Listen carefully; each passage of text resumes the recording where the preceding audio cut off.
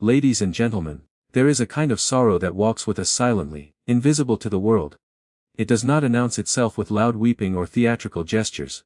It remains behind the eyes in the pauses between words, in the way we look away when their name is spoken. This is the pain of loving someone you cannot have. It is not the same as loneliness, it is not the absence of love, it is love alive and breathing but unreachable. And in that paradox lies its torment, the presence of what will never be present. To love someone you cannot have is to exist in a world apart from the one others inhabit. You are not without feeling. On the contrary, you feel too much, but all of it is held inside like a fire burning quietly beneath the skin. No one sees it. No one knows, you carry it alone, and in that aloneness, something begins to change inside you. While the world moves on, cars rushing by, people laughing in cafes, time ticking forward with its usual indifference. You remain still, trapped in a moment that never fully arrives and never truly ends. It is not merely longing, it is presence in absence. A presence so real that it blurs the edges of what imagined and what is lived. You see them in places they've never been. You hear their voice in songs they've never sung. Their memory colors your world in a way that nothing else does. And yet you know they do not belong to you, not in time, not in circumstance, not in any way that the world would recognize as real, but they are real to you. As real as your own reflection. Maybe more. This kind of love is not shared on social media, it is not celebrated or affirmed by others. There are no anniversaries, no photographs, no proof, and so it becomes something sacred, almost holy in its isolation. It is a love that lives in the silence between conversations, in the moments when your thoughts drift, uninvited and unstoppable, back to them.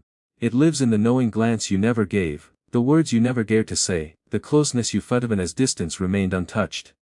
To others, they are just another person in the crowd, maybe even someone unremarkable, but not to you. To you, they are a constellation of subtle meanings, 1,000 small gestures that no one else notices but you. The way they tilt their head when they're thinking. The way their voice softens when they speak of something they care about.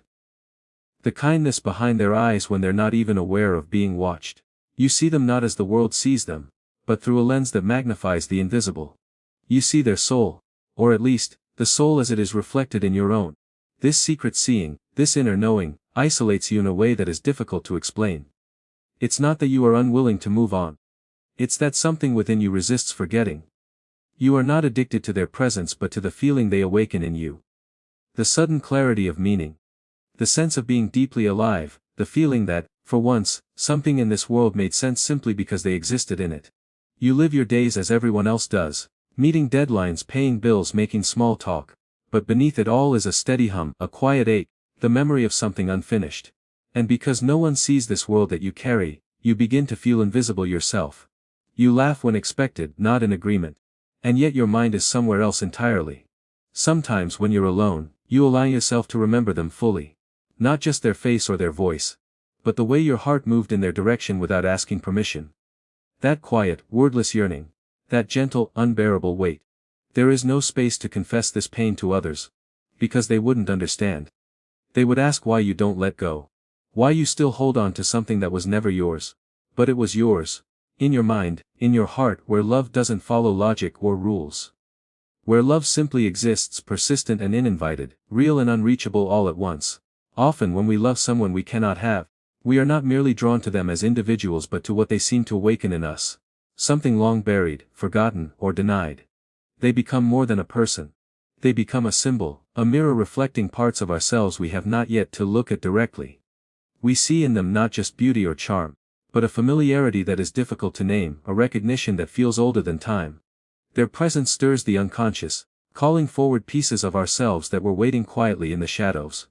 We believe we love them, and perhaps we do. But we also love what they represent. The version of ourselves we could become. The wholeness we sense when we are near the idea of them.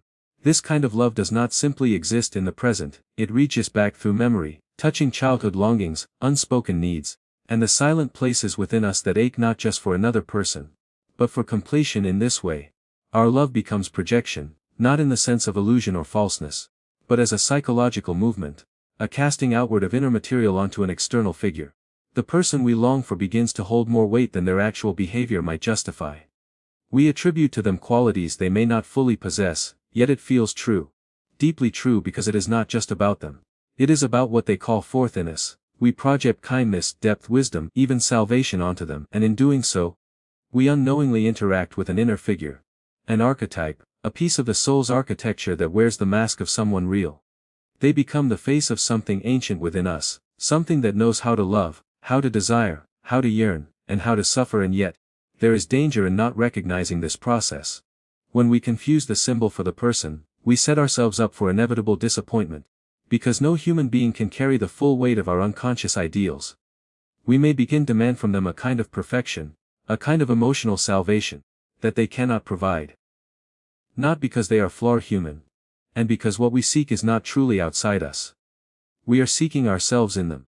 We are reaching for the unlived parts of our psyche, disguised as longing for another. This is the tragic beauty of such love. It seems outwardly directed, but it is, at its root, an inner journey, a confrontation with the parts of ourselves we have one yet integrated. The one we cannot have becomes the gatekeeper to our own soul. They awaken something we didn't know was asleep. They stir the water so that the reflection is no longer still, and suddenly, we are forced to look more deeply into our own depths. We may feel powerless, heartbroken, lost in a maze of emotion, but beneath that suffering is an invitation. A path leading inward. If we follow it, not clinging to the image of the other but listening to what our feelings reveal, we begin to touch something transformative. We start to see where we are wounded, where we are incomplete, where we are still waiting for permission to be whole. The pain becomes not just a source of despair, but a signpost pointing toward healing, and in this process the beloved, though unreachable, has served their purpose. They have acted as a psychic catalyst, not necessarily by doing anything, but by simply being who they are. By existing in our orbit long enough to trigger the sleeping forces within us. We are not broken because we love someone we cannot have, we are becoming conscious. We are beginning to see the deeper architecture of the self. The hidden corridors of the heart that had been locked away. This is the uncomfortable truth of impossible love. It does not come to satisfy, it comes to awaken, and through that awakening, something within us begins to stir that can no longer remain asleep.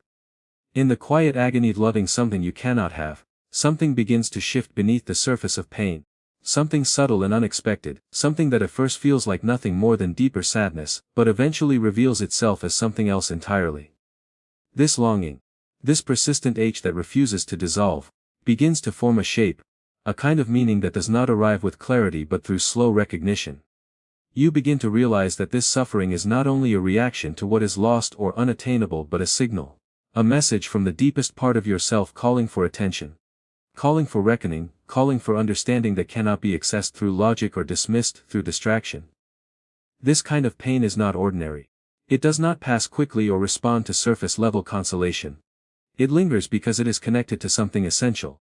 Something foundational within the psyche that has not yet been met, named, or claimed, and so the pain, unbearable though it may seem, becomes a teacher. Not in the romanticized way that people often speak about suffering, as if it automatically leads to growth. But in a more complex and honest way. Because this kind of pain forces you inward. It strips you of illusion, burns through your defenses. Reveals the attachments you didn't know you had to outcomes you never questioned. It breaks open the self you thought you were. And leaves you facing the raw, unshaped truth of what lies beneath.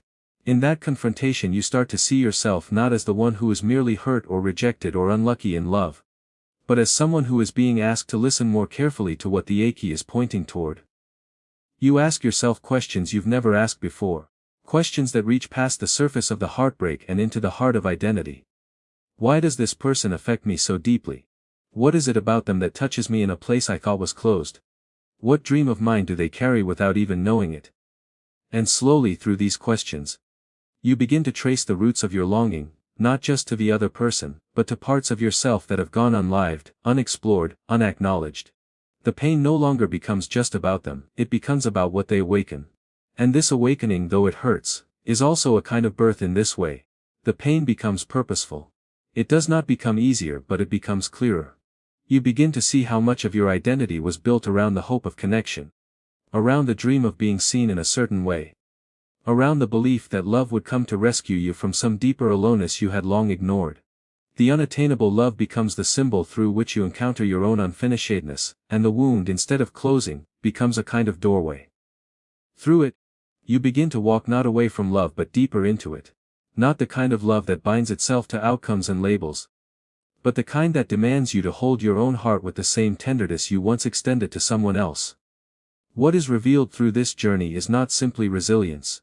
but a kind of spiritual clarity. You begin to understand that some things are meant to break you, not because you deserve to be broken, but because breaking is the only way through which the true structure of self is revealed. This is not suffering for the sake of suffering. This is suffering as revelation, as realignment, as the slow, painful transformation of the heart into something more spacious, more conscious, more able to hold complexity without retreating into bitterness or blame. The love that could not be fulfilled outwardly begins to reshape itself inwardly, forming a new architecture within you, one that is capable of holding desire without attachment, grief without collapse, and hope without illusion. You realize that the person you loved, the one who could never be yours, has in some strange, unspeakable way given you the gift of yourself. Not the self that is easy to carry, but the self that is true. To love someone you cannot have is to be initiated into a way of seeing that few understand, because while most people measure love by its outcomes, by its visibility, by reciprocation, by whether or not it fits neatly into the social mold of partnership, you begin to realize that some forms of love exist beyond that, not less real for being invisible, but more so. You start to see that love, when stripped of fulfillment and stripped of the roles it's expected to play, reveals something purer, something that asks for nothing but the act of seeing itself. It is not about being chosen, not about winning affection or building a shared life, but about the sacred clarity of perceiving another soul with such depth that even their silence speaks to you. In this way your love becomes a kind of perception, not just an emotion, but a way of witnessing someone fully in their complexity, in their contradictions, in their quiet moments when they aren't performing for the world. You find yourself noticing things others miss. The softness in their voice when they speak of something that matters. The tension in their hands when they're holding back emotion. The way their eyes move when they're pretending to be fine.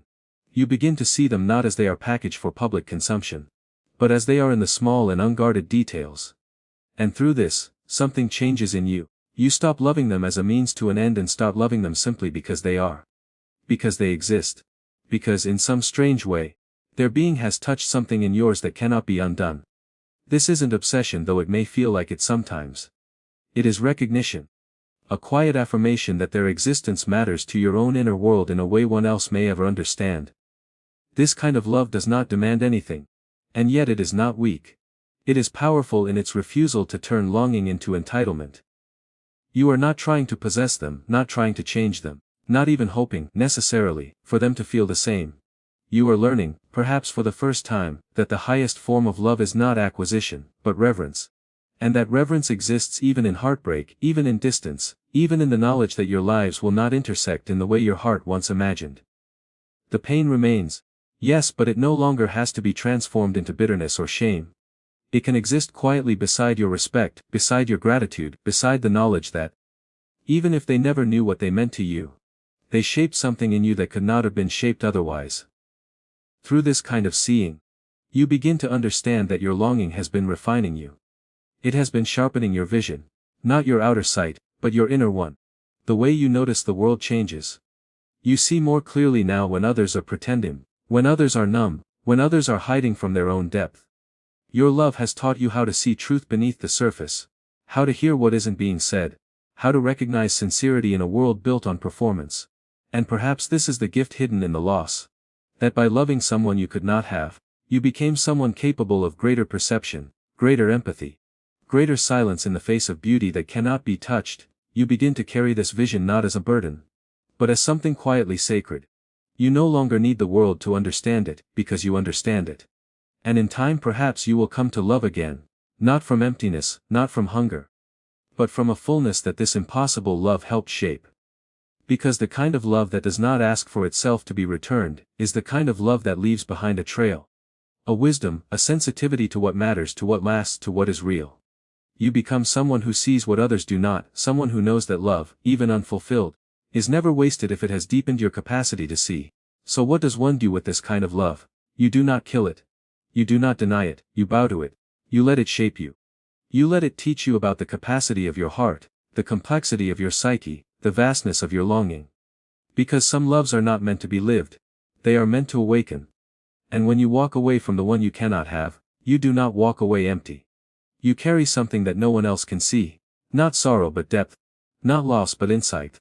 Not weakness but the silent strength of one who has loved without needing to possess. Thank you.